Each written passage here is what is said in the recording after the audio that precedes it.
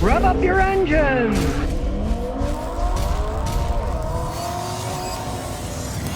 MM124 says, can I buy a 30-year-old Cadillac and use it as a daily driver? I'm looking at a 93 Cadillac sedan. It has 60,000 miles and drives well. Is it stupid to look at it as a possible daily driver? It's a 93. I'd say yes. Unless you have another car as a backup. It is old, right? And when they're that old, all the rubber seals are going to crack. It's going to start leaking. And it is a 93 Cadillac. In 93, GM started to make a bunch of crap. So it could be a piece of junk to begin with. We don't even know. But let's say you got a friend like me. You can bring it to them. You can check it out and say, we know it's in good shape now. Don't pay much for it. It's a Cadillac sedan. It has worth nothing. The only ones that go for any money are the convertibles. People like convertibles and they collect them, right? But it's worth nothing by itself. That if you could get it dirt cheap and you got another car as a backup, yeah, what the heck. But if they want a bunch of money for it, just walk. It's too old. It's the kind of car that somebody puts in a car museum. You don't drive them every day. Like Jay Leno's got all those cars and theoretically they all run, but how often does he drive them? He's got so many. I mean, he's too many miles on them. He doesn't have a daily driver. He's got thousands of daily drivers, right? And in your case, if it's the only one you're buying, I'd kind of hold back on that one. Ross says, I got a 2003 Suzuki, and I'm looking for oxygen sensors, a 20-inch wiring harness. I can't find them anywhere with a reasonable price. What can I do? First of all, you broke a cardinal sin that I warn people. Do not buy Suzuki cars in the United States. They were a dismal failure in the United States. You can't get parts. Now, you're saying you can't find them at a reasonable price. That's because it's a Suzuki. They know hardly anybody has these things. So anybody who has it is going to charge a bunch of money. That's why you don't buy cars that don't have dealerships anymore in the country you live in, parts available in any country you live in. You can try Hemmings Motor News online.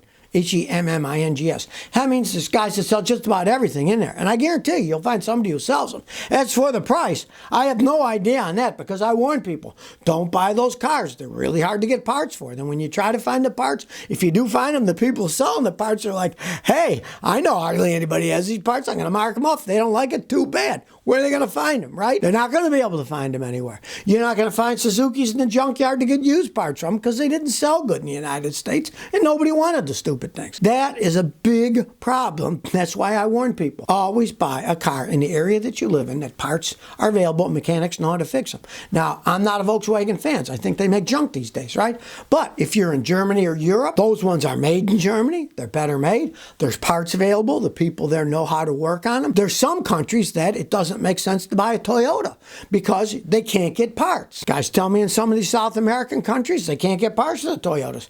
You can't buy a car if you can't get parts.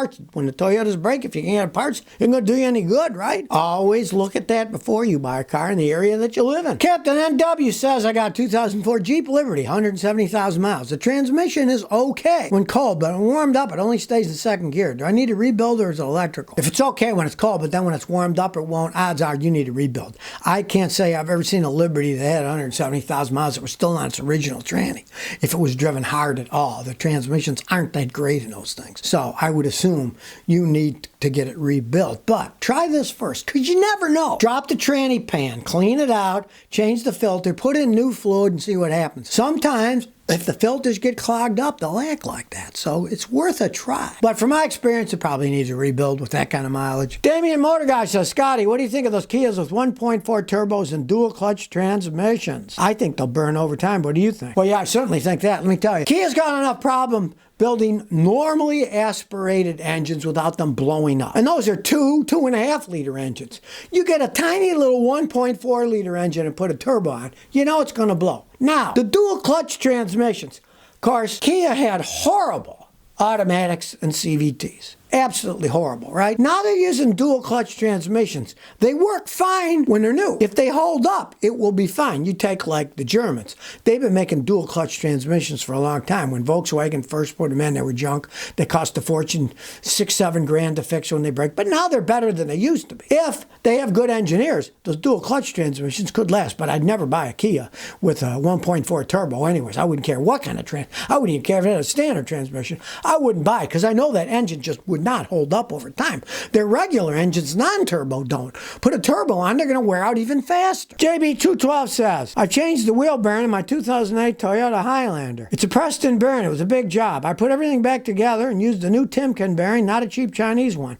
Now it's humming. I hammered the hub and bearing back in place, but didn't use excessive force. I hope the bearing isn't damaged. All right. Well, the humming is because the bearing is not sitting there right.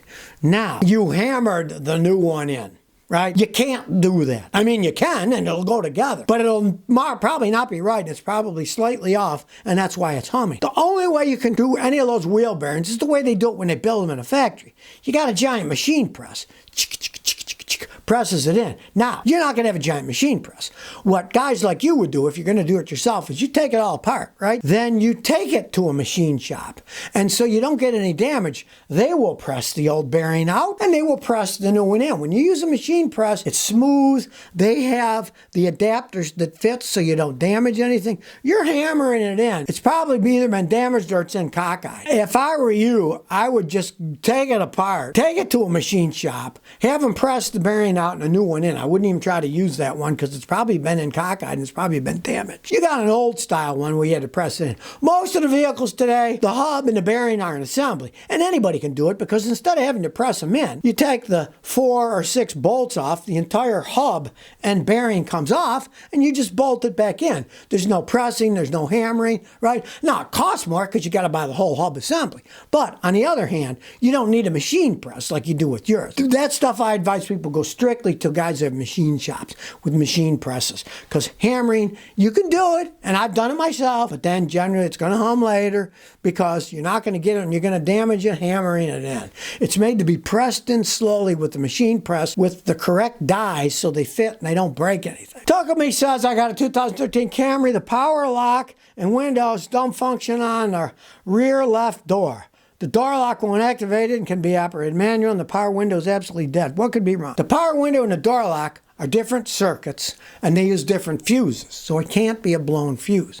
In your case, there's probably a wire that's been broken. You know, you open the door, you close the door. You open the door, you close the door. Well, the wiring loom goes through the door, and every time you open and close the door, it flexes. I would say take the door panel apart and see where the wires go through the door and through the frame. One of the wires is broken, or it's bent and cracked. Now, you can replace it by cutting a section off of each, then soldering in a new wire, and then covering it with shrink wrap. And then when you heat it up with a hairdryer, it shrinks so water doesn't get in and intrude and ruin your solder. They're actually operated by computer modules too, but more often the thing that moves is the door. And every time you move it, the wires flex, and eventually the stupid things will break. Check the wiring first. If it's not that, you're going to be screwed, and it's going to be the stupid computer module that's gone bad. And they're very hard to diagnose. You really need a mechanic like me to diagnose that with a freeze frame, oscilloscope, and all kinds of software and wiring diagrams. It's a royal pain then. Here's another reason not to buy Teslas. You get all the batteries go bad, what do? Well, now their first generation and second generation batteries are trickling into electric repair shops